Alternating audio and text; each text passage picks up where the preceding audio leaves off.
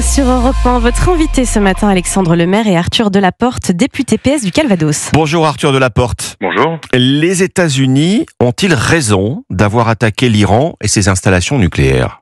Alors moi je dois vous dire aujourd'hui ma stupeur et mon inquiétude, et je pense que c'est pas simplement une inquiétude personnelle, c'est une inquiétude partagée quand on est face à de telles décisions qui peuvent engager la sécurité non seulement d'Israël mais plus largement de toute la zone du Moyen, du Proche-Orient, qui peuvent avoir des effets considérables et surtout entraîner des ripostes et une escalade. Et donc nous, notre position, elle est constante.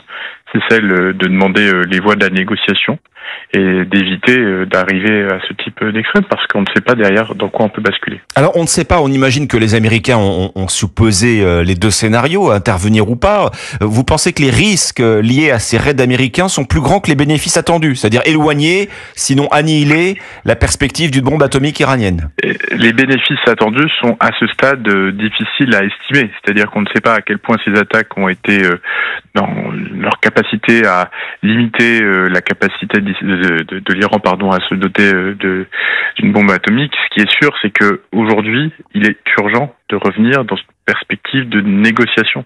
C'est ce que nous demandons, nous, parce que le risque de l'escalade, c'est derrière le risque de victimes civiles du côté iranien, du côté israélien aujourd'hui. Et moi, je pense aussi à ces vies innocentes qui sont prises dans un engrenage qui les dépasse. On entend dire c'est la défaite du droit international, c'est la défaite de la diplomatie. Vous parlez de la nécessité de revenir à la négociation. Mais là, on a affaire à un régime tout de même, Arthur Delaporte, qui piétine ce droit international. On a affaire à un régime qui a piétiné, mais qui n'était pas non plus hors de tout cadre. Alors évidemment que nous, on condamne l'Iran. Vous savez, moi j'ai été manifesté depuis des années. Femme, vie, liberté, c'est un slogan, et j'ai encore devant ma permanence le visage d'un homme condamné à mort et qui attend son exécution et que j'ai parrainé. Donc je sais ce que c'est que le régime de Mollah, je sais ce que c'est que la brutalité antidémocratique et surtout théocratique de ce régime. Mais pour autant, il y a derrière, en Iran, une population civile qui aspire à plus de liberté et que l'on doit aussi protéger. Alors s'il y a encore une issue diplomatique à tout cela, et c'est dans l'intérêt de tous, ça ne viendra manifestement pas des Européens. Ils sont totalement marginalisés dans cette affaire. Les Européens doivent re-rentrer dans le jeu. Le problème, c'est qu'aujourd'hui, en fait, on est dans une diplomatie qui n'est plus une diplomatie, qui est le règne de la force, le règne de celui qui a la plus grosse bombe. C'est pas du tout ce qui avait été construit depuis 20, 30, 40 ans, c'est-à-dire depuis la fin de la guerre froide, où on était néanmoins dans des perspectives de négociation avec des inspections, avec certes des risques, certes parfois des sanctions aussi qui ont beaucoup abîmé l'Iran, et d'ailleurs qui ont contribué aussi au ras-le-bol de la société civile qui est là aujourd'hui. Donc moi, ce que je dis, c'est que il faut surtout aujourd'hui retrouver le chemin de la négociation, de la discussion, et arrêter avec cette spirale, parce que derrière, on ne sait pas où l'on va, et le risque, c'est qu'on aille vers le pire. Une autre question qui concerne alors de près les Français, celle des retraites. 4 mois de discussion, voilà le conclave sur les retraites qui arrive à sa fin, visiblement dans l'impasse. Il y a un projet d'accord de la dernière chance qui va être soumis aujourd'hui aux partenaires sociaux. Alors, toujours en départ à 64 ans, mais quand même avec des mesures catégorielles, la possibilité effectivement de partir plus tôt dans les métiers pénibles. Ça donne une chance justement à la finalisation d'un accord, Arthur Delaporte? Alors moi déjà, j'attends de voir quelles sont les mesures catégorielles et quel est le coût de ces mesures catégorielles. Parce que ce que je lis aussi, c'est le refus absolu du MEDEF d'octroyer des trimestres de retraite supplémentaires pour prendre en compte la pénibilité par exemple, alors même que c'était dans la réforme des retraites qu'Emmanuel Macron a détricoté en 2017.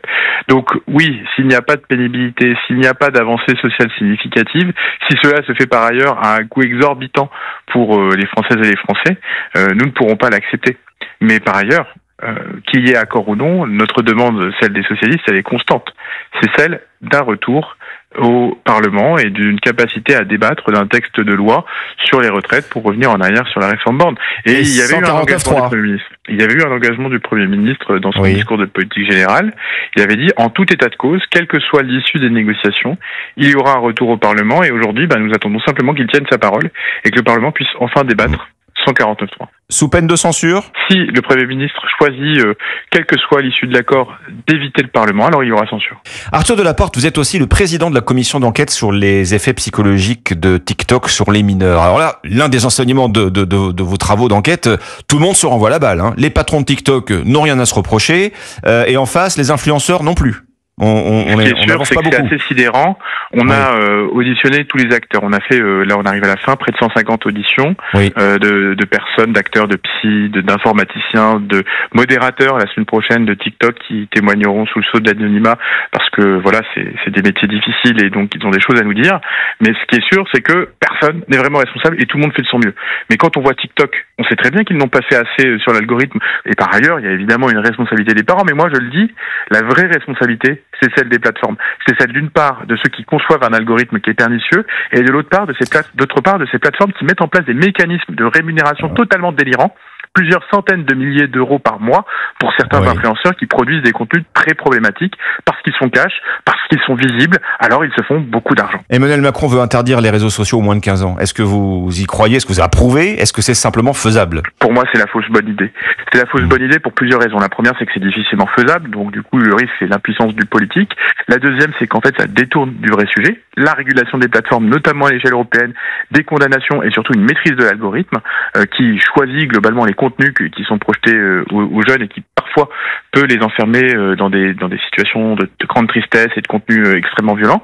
Et puis aussi, cette mesure d'âge à 15 ans, elle donne l'idée que après 15 ans, tout va bien. Alors que moi, je vois bien des jeunes de 16 ans qui ont été exposés à des contenus très problématiques et qui doivent eux aussi être protégés. Donc le sujet, c'est pas avant 15 ans rien et après 15 ans tout. Il faut avoir une éducation aux médias, c'est ça l'enjeu, et évidemment des mécanismes de contrôle parental bien plus efficaces parce que il y a aussi une nécessité de protéger les jeunes sur les réseaux. Merci Arthur Delaporte. Merci pour l'invitation. Député PS du Calvados sur Europe 1.